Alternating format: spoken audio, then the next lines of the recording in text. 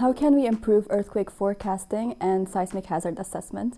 This is a crucial question for the Levant region, since it has experienced large destructive earthquakes in the past, yet recent seismic activity has been unexpectedly low. My research focuses on the Levant Fault System, a left lateral strike slip fault extending from the Red Sea to southern Turkey.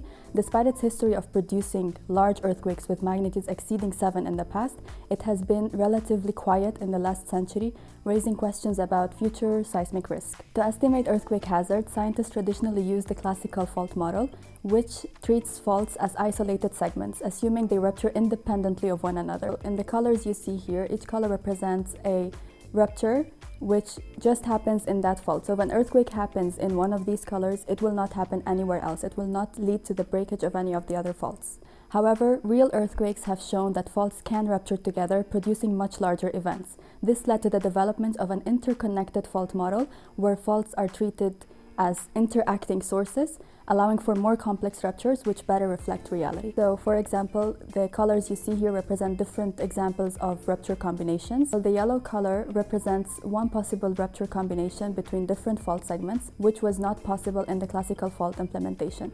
So in the interconnected fault model, we have much more possibilities of ruptures than in the classical fault model, which better represents reality. However, the interconnected fault model relies on historical and paleoseismic data to estimate earthquake rates and magnitudes. The problem with these data is that they are too short. They often span few centuries to few thousand of years, so they fail to capture the long-term seismic cycles of faults. This makes the hazard estimates constrained by incomplete data, which makes future earthquake probabilities harder to assess. So my research takes this a step further. Instead of focusing on short earthquake catalogs, I explored physics-based earthquake simulators. These simulators use stress transfer, fault mechanics, and friction laws to simulate tens to hundreds of thousands of years of earthquake cycles, overcoming the limitations that we saw on the historical data.